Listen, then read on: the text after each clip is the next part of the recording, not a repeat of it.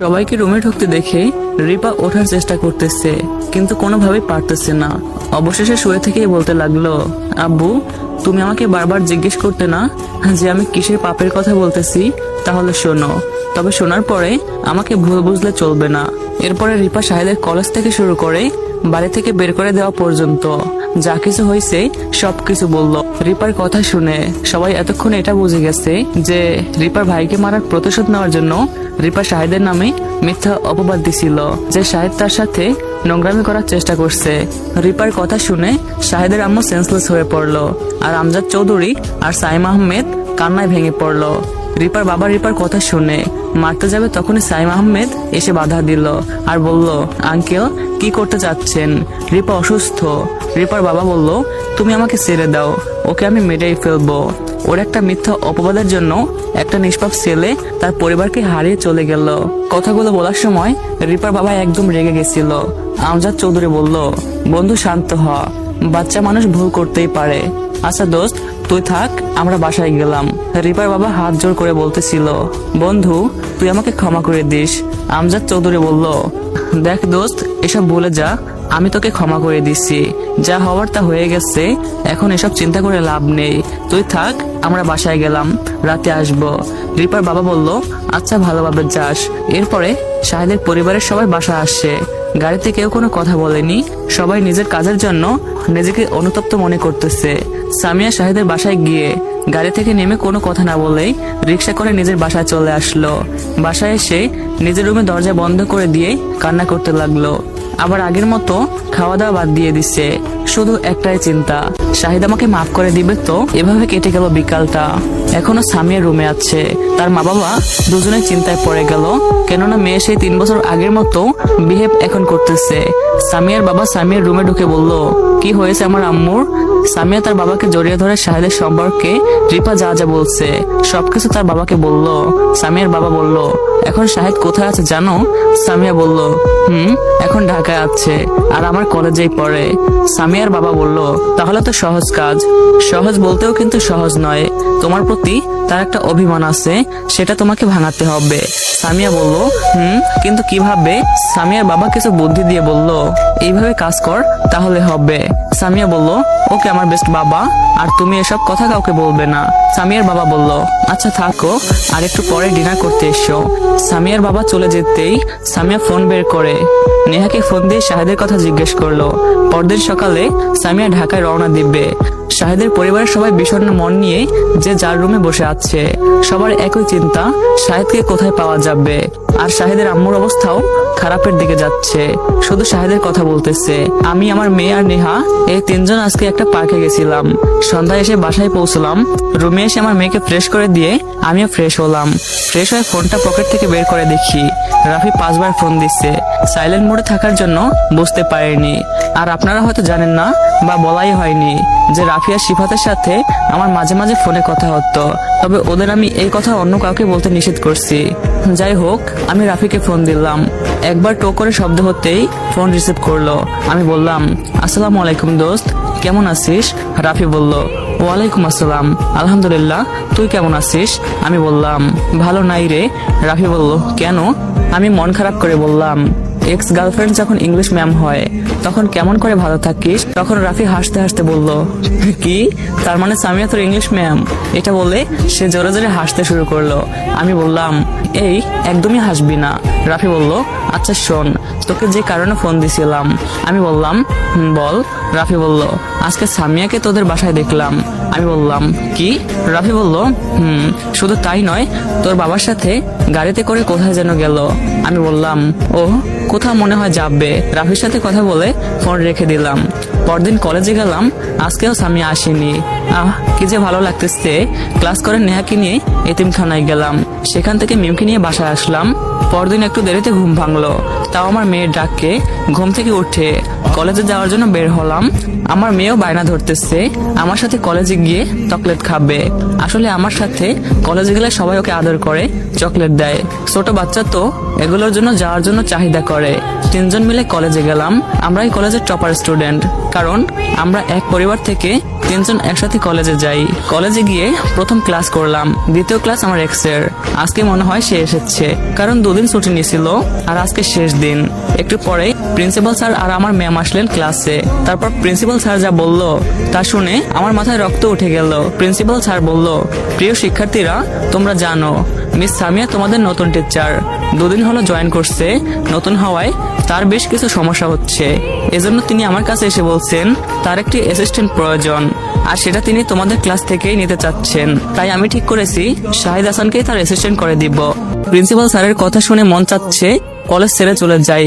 ঠান্ডা মাথায় নরম কণ্ঠে বললাম, স্যার আপনি বারবার আমাকে কেন এসব কাজে জড়াচ্ছেন? আর আপনি তো জানেন আমি সবসময় ব্যস্ত থাকি, তারপরেও এসব কিভাবে করব? আপনি অন্য কাউকে বললেন। প্রিন্সিপাল স্যার বলল, দেখো শাহিদ, তোমাকে আমি পছন্দ করি, আর তোমার প্রতি আমার যে পরিমাণ বিশ্বাস আছে তা অন্য কারোর প্রতি নেই। তাছাড়া তোমার ম্যাম নিজে তোমাকে সিলেক্ট করছে। আমি বললাম, স্যার তবুও। আমাকে আর বলতে না দিয়ে প্রিন্সিপাল স্যার বললেন, আর কোনো কথা নয়, আজ থেকে তুমি মিস সামিয়ার অ্যাসিস্ট্যান্ট, তুমি তার কাজে তাকে সহযোগিতা করবে। এই কথা বলে প্রিন্সিপাল স্যার ক্লাস থেকে বের হয়ে গেলেন। আমি আমার সিটে বসে ভাবতে লাগলাম, যার থেকে দূরে থাকার জন্য আজ এত দূর, আজ তারই আবার অ্যাসিস্ট্যান্ট। সামিয়ার দিকে তাকিয়ে দেখি সে মুচকি হাসতেছে। তার মানে এটা তার টোপ ছিল। হা হা, সামিয়া তুমি যতই টোপ ব্যবহার করো না কেন, এই মাছ তোমার সিপে ধরা দিবে না। আমি এটা মনে মনে বলতেছি। যাকগে, ক্লাস নিতে লাগলো। আমিও পড়ায় মনোনিবেশ করলাম। হঠাৎ সাকিব আমার পিছনে বসে থেকে আমার পিঠে গোতাচ্ছে আর বলতেছে, ট্রিট কখন দিবি? আমি অবাক হয়ে বললাম, কিসের ট্রিট দিব? রিয়াদ বলল, বোঝো না, তুমি কচি খোকা তাই না? সুন্দরী ম্যাডামের অ্যাসিস্ট্যান্ট হচ্ছ, তাহলে তো আমাদের ট্রিট দিতেই হবে। আমি রাগ করে বললাম, আমি দিতে পারবো না।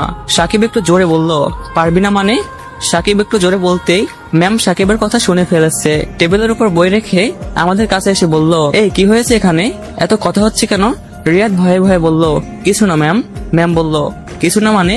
কি বলতেছিল বলো? রিয়াদ বলল, আসলে ম্যাম, শাহিদ তো আপনার অ্যাসিস্ট্যান্ট হয়েছে, তাই ওর থেকে ট্রিট চাচ্ছিলাম, কিন্তু সে দিতে চাচ্ছে না।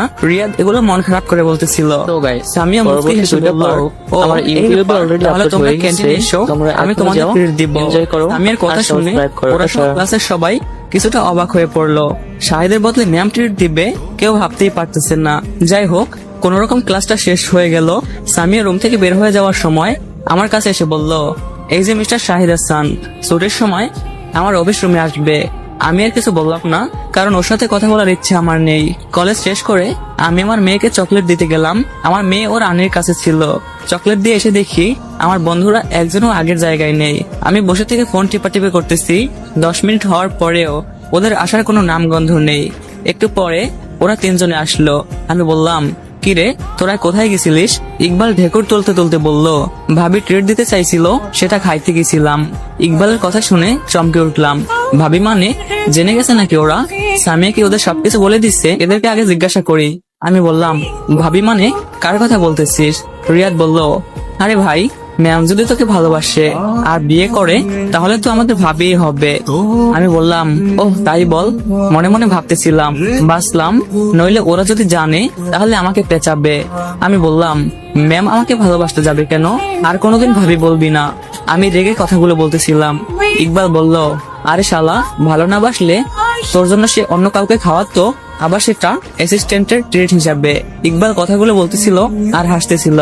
আমি মনে মনে ভাবলাম, ইকবালও তো ঠিক বলছে, তাহলে সামি আমাকে ভালোবাসে কি?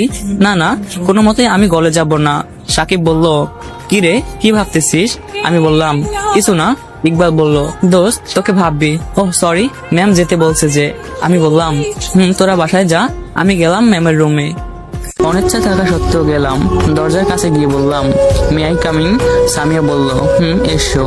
আর আমার রুমে আসতে তোমার অনুমতি লাগবে না, বুঝেছো? আমি হাসতে হাসতে বললাম, চরিত্রহীন ছেলে আমি, আমার তো অনুমতি নিতেই হবে।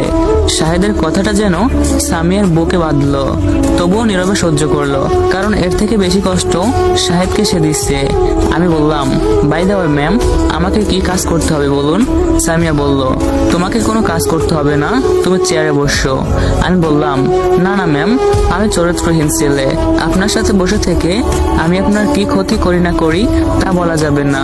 সামিয়া অশ্রু ভেজা নয়নে আমার দিকে তাকিয়ে থেকে বলল, প্লিজ শাহিদ, আমাকে ক্ষমা করে দাও। আমি বললাম, সি ম্যাম, আপনি কেন আমার কাছে ক্ষমা চাচ্ছেন? সবাইকে আমি ক্ষমা করে দিয়েছি। সামিয়া বলল, তাহলে আমার শাহ? হঠাৎ আমার মেয়ে সামিয়ার রুমে ঢুকে দৌড়ে সামিয়ার কাছে গিয়ে বলল, মামুনি মামুনি, তুমি তি করতে তো।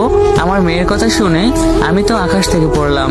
বলে কি এই বাচ্চা মেয়ে, এতক্ষণে মিমকি আমাকে লক্ষ্য করেনি। সামিয়ার কোলে উঠে বসে সামনে তাকাতেই আমাকে দেখতে পেল। আমাকে দেখতে পেয়ে সামিয়ার কোল থেকে নেমে আমার কাছে আসলো। আমি মিমকে কোলে তুলে নিতেই মিম হাত দিয়ে দেখিয়ে বলতেছিল, দানো বাবাই, আমার মামুনি আমালে এতগুলো চকলেট দিয়েতে।